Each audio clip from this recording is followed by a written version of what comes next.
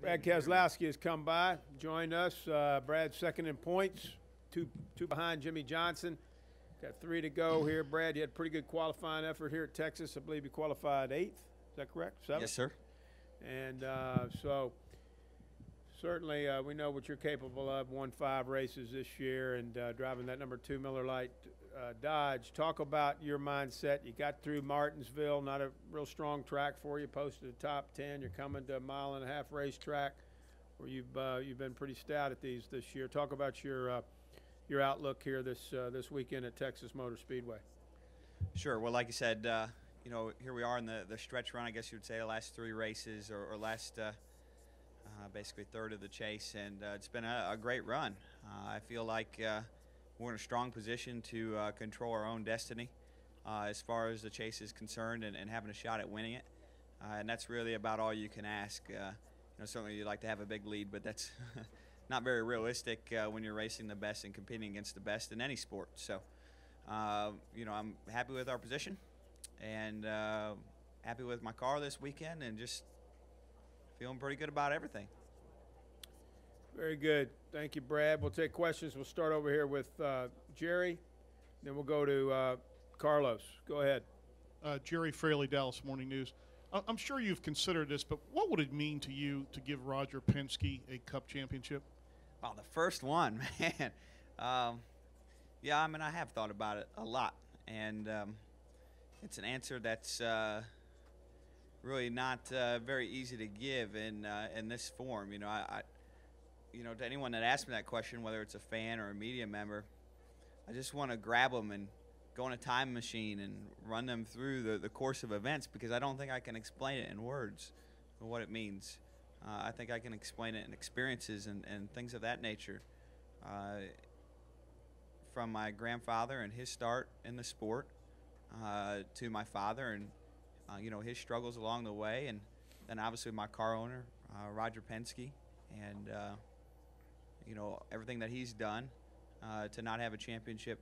There's so many different levels that I don't know how you answer that question in this setting, but I can tell you that I'm very hungry for it, and I have a lot of reasons to want to win it, and there's not a day that goes by where I don't think about what it's going to take and how big it would be to my life to do it. But it's just not something that you can answer in a setting like this and really give someone the soundbite they're looking for, because it's so much bigger than that. It's basically the culmination of a life's worth of work, and not just one, but 3 or 4 or probably even more than that when you count in my crew chief and mechanics and family, car owners, and so forth. So it's, like I said, the best way I could answer it's probably a culmination of several lives worth of work. Let's go over here to Carlos on the left side, and then we'll go to Bob Pockrass and then Lewis Frank.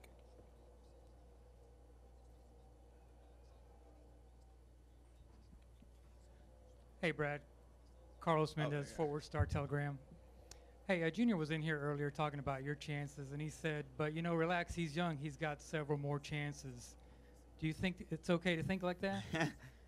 That doesn't mean I want to waste them, but, yeah, I do feel that we'll have several more chances. And like I said, I don't want to waste them, but I also feel like as a group, I believe in everybody I'm around, and I believe that they're going to be around long term. And I feel like there's an opportunity for us to even grow and get even stronger than what we are now with the resources we're surrounded by at Penske Racing, and with other additions, whether it's the addition of Joey Logano next year, and there's a whole bunch of reasons. I don't only see us getting stronger. I don't see us fading. How about that? And for that reason, it doesn't mean I'd be happy if I didn't win it this year, but I would feel like there's potential to get it done for years to come. And I'm very proud of where we're at, and that's part of why I'm in such a happy, state of mind. Go ahead, Bob, and then go Lewis, and then Jeff Gluck. Bob Packer, Sporting News. Is it deflating at all to see Jimmy be 20-something in practice and then pull out the pole? And on the flip side of that, was it important at all to have a better qualifying effort than what you've had the last few weeks? Well, it's certainly helpful for us to have a better qualifying effort, but still not quite what we were looking for. We'd like to be on the pole, but improvement is always something to be proud of, and we've shown that this week, or I should say today, in the qualifying status. But more so than that, we spent a lot of time working on things to run really well in the race, and I was extremely confident in our pace and those runs that we did. So that feels good. But other than that, I haven't really focused that much attention on what they've been working on. And we know if we do all of our things and do them right, that will be tough to beat, not just for the race but for the championship. I think that gets read into quite a bit more than it should. There's so many variables that exist in practice that don't exist in qualifying and race that you almost can't look too much at that. You have to look at it some, but it's usually never enough to feel as good or bad as what everybody wants to feel about it. Louis Frank, Jeff Gluck, David Caravello. Go ahead, Louis. Yes, Louis Frank, Reuters and Speed Week. Brad, what's the mood of the team when you get in the trailer on race weekends as the season is coming to a close? What's the mood?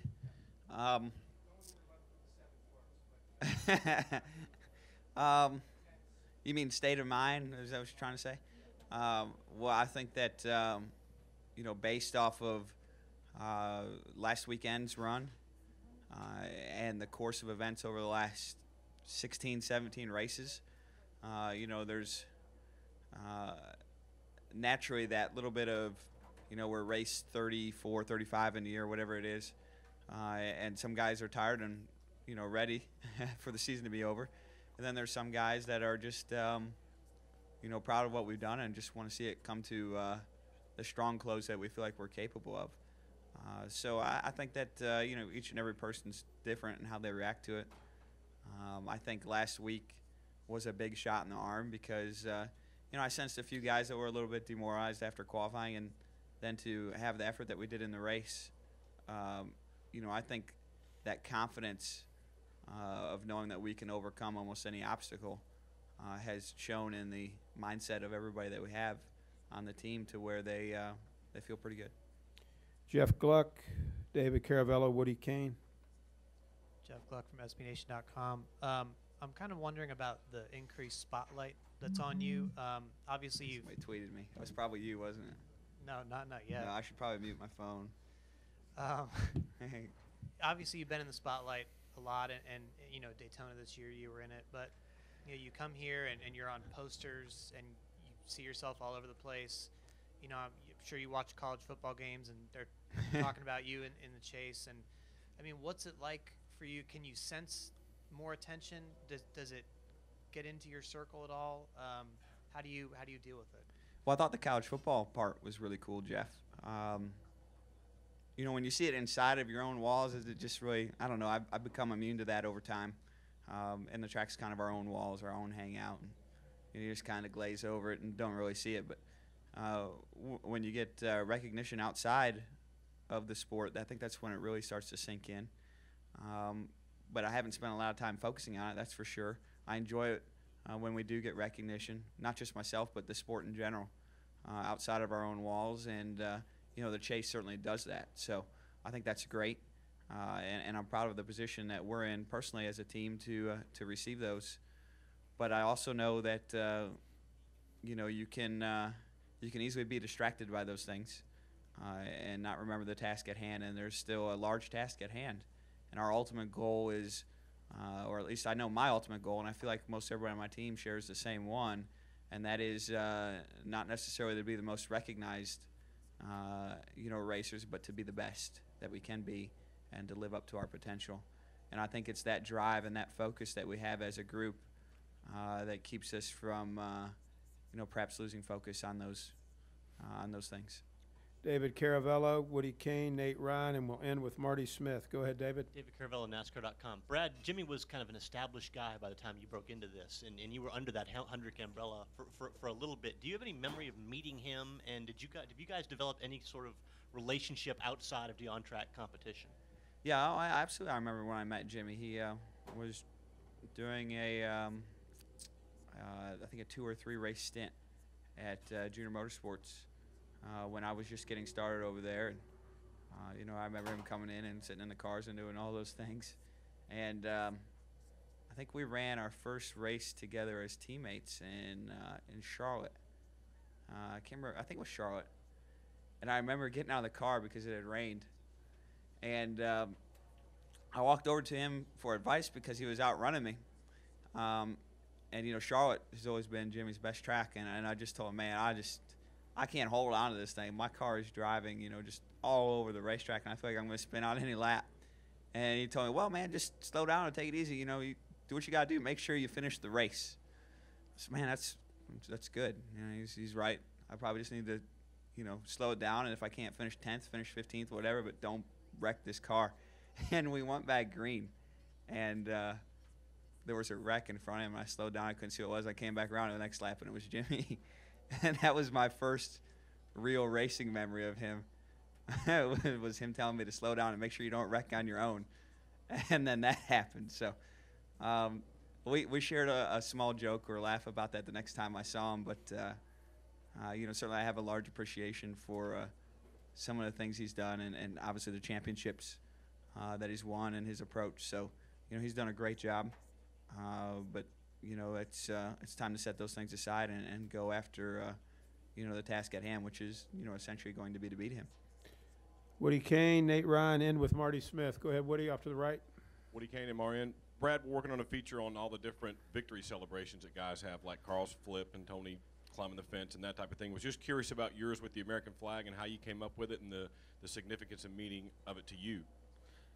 Well, first off, I'd like to say I don't think I really came up with it. Some other people had done it before I had, and I know at least one comes to mind with Dale Jr., and I think there's probably a few more. But I thought it was just a great celebration. It seemed like everything else, every other victory celebration was more self-serving in a way, where the American flag, to me, Woody, has always felt like it's a unified celebration, whether it's as a country or as everybody who's attended the race today or however you want to label that. And for that reason, it's always been very special to me. And obviously has, some effect on our fans, which is great as well.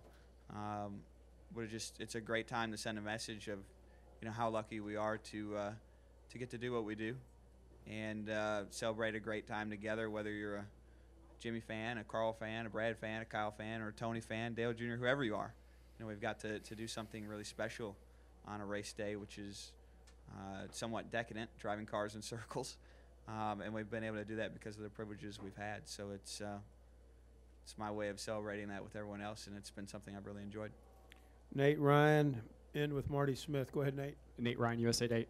Brad, kind of following up on what Jeff said, that so much of the focus of this championship battle has come down to just you and Jimmy, especially over the last week with the presidential promotional campaign that the track's doing, all that stuff. Is there any danger, though, of maybe discounting the chances of a guy like Clint Boyer, who's been so consistent and has raised his game during the chase, qualified, I think, 4th today? Is there any danger for you in maybe not getting caught up in the whole one-on-one Jimmy thing, even though I know you said after Martinsville, if you're out more than 20 back, you're probably not going to race your way back into this thing? Sure. Well, I think you just look at last weekend and look at Denny Hamlin. And, moments like that put a shockwave through the chase contenders where you just realize, whoa, this can happen at any moment. And I really felt bad for him. That's a terrible thing to have to go through, knowing that you have a shot of being a championship contender or a legitimate shot and winning the race to finish in 30 or something and falling way back. And so you look at moments like that, and because of that, you can't count out guys like Clint, Casey, and a few of those guys in those positions. On the flip side, I think we'd all agree that Jimmy and I are probably the only two that control our own destiny, and that's a position of strength for sure. So, I think that experience tells us that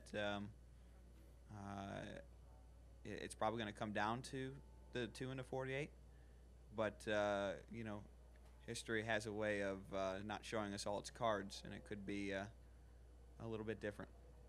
Final question, Marty Smith. Marty Smith, ESPN. Brad, you go back to like Michigan, for example. You had no qualms saying, "I'm way." Man, you can't see me. Don't worry about it. Yeah, I can't see it at all. You had no qualms noting when you felt like Jimmy or the Hendrick cars generally had an issue. He came into the media center last weekend after he wrecked at Kansas, but said that the pressure was squarely on you. They aren't overt jabs. They aren't personal jabs, but they're certainly a message to the other guy. How aware are you of that message when it comes from him, and how aware are you that or are you trying to send one when you speak to us? How aware am I? How aware do you think I am?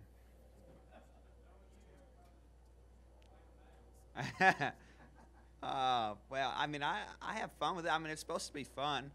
But at the end of the day, you race what's on the racetrack, not what you say. You know, you race what you do. And that's what makes the sport so much fun to both follow and participate in. Because it's great when you can see somebody do what they've said they were gonna. And it's also great sometimes to watch somebody not be able to say what they said they were gonna do. And that's part of the fun of it, and I understand that. And certainly I've been having a little bit of fun partaking in that experience. But at the end of the day, it's easy to say those style of things when you can back them up.